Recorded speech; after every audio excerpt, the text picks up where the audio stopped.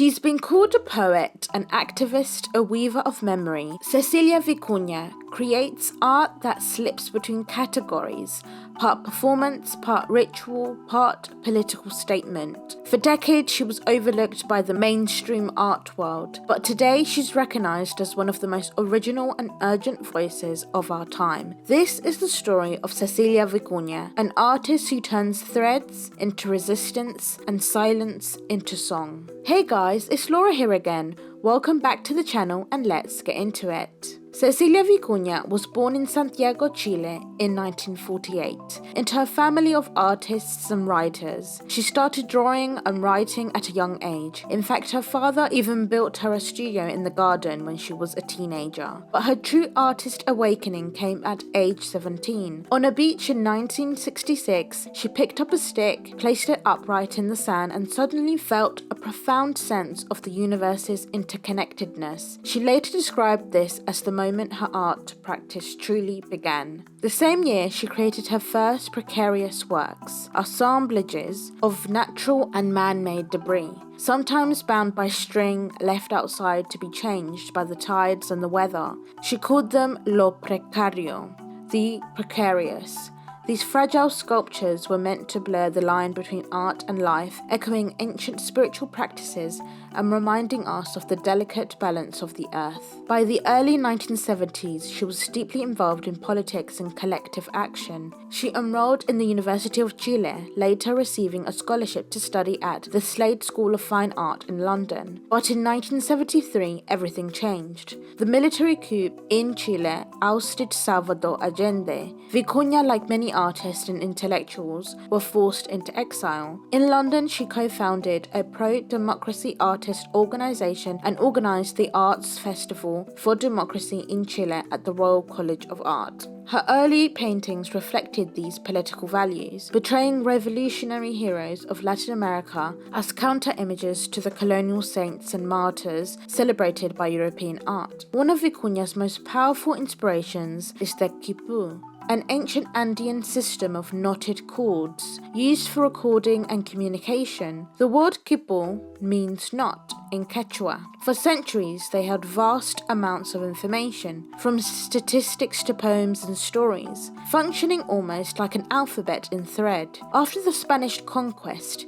most quipus were destroyed or banned, and their exact meanings are still not fully understood. For Vicuña, this wasn't just history, it was a living metaphor. She began creating her own quipus from the 1960s onwards, large hanging installations of wool, rope, and found materials. They weren't replicas, but reinventions, sculptures, poems, performances, and sounds knotted together. In her hands, a quipus could be a word, a gesture, or even a gathering of people. Her knots became a way of binding memory, healing, and a political urgency. Alongside her visual art, Vicuña is also a prolific poet. She published her first poem in 1967 and later founded the art and poetry collective Tribu No. Over the decades, she published more than 20 books of poetry and co-edited the Oxford Book of Latin American Poetry. Her 1980 film, What is Poetry to You?, asked passers-by on the streets of Bogota to define poetry, expanding it into a collective, everyday practice. Performance has always been central to her work. In 1979,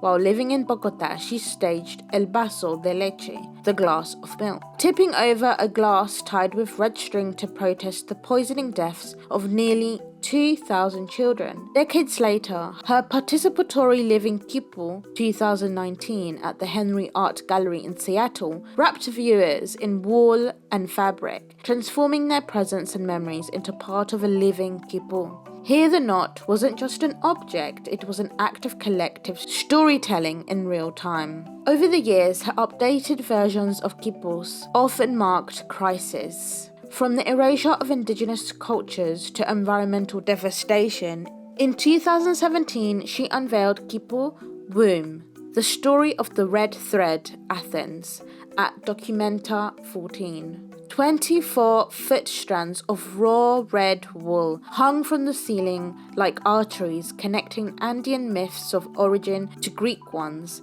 Like her earlier menstruation angel, it celebrated continuity and fertility, weaving together women's bodies, ancient knowledge, and collective memory. It staged a cross-cultural dialogue, reminding viewers that questions of birth, survival, and renewal are universal. At the same time, it pointed directly to the present ecological destruction, the erasure of indigenous knowledge, and the fragility of women's rights. By monumentalizing fragile wool fibers, Vicuña gave them new political weight, turning softness into strength. The same year in New Orleans, she created Balsa Snake Raft to escape the flood, a 42-foot-long raft made from styrofoam, plastic, rope, feathers, and other debris gathered from the Louisiana coast. The work evoked Hurricane Katrina, rising seas, and climate change, asking urgently, how will humanity keep itself afloat? In 2018, she continued this line of thought with works like Burnt Quipus, commemorating the California wildfires, and later Extermination Quipus, 2022, threaded ominously with wire and hair.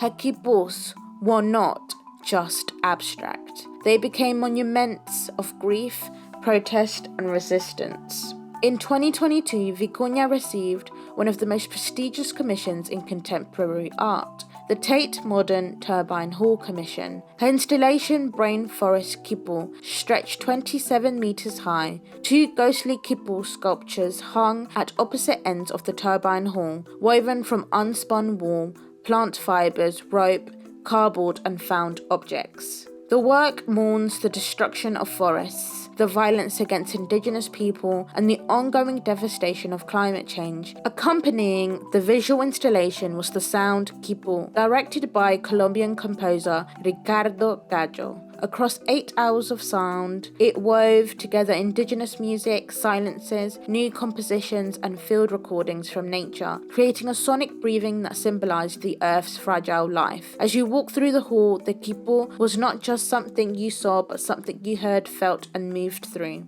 It was a powerful reminder that art can be architecture, sculpture, ritual, and protest all at once. For years, Vicuña's work was too political, too experimental, too hard to categorize for the mainstream art world. But in the last 2 decades, the tide has turned. She's had retrospectives at major museums, represented Chile at the Venice Biennale, and in 2022 was awarded the Golden Lion for Lifetime Achievement. Her work is now in collections from the Guggenheim to the Tate. Cecilia Vicuña shows us that art doesn't have to be permanent or even fixed in form. It can be a knot, a gathering, a whisper, a forest of threads. It can mourn what has been lost and at the same time create new possibilities for connection and action. Thanks for watching, and I hope you enjoyed learning more about Cecilia Vicuña's incredible life and work. Let me know in the comments which artist or designer you want me to cover next.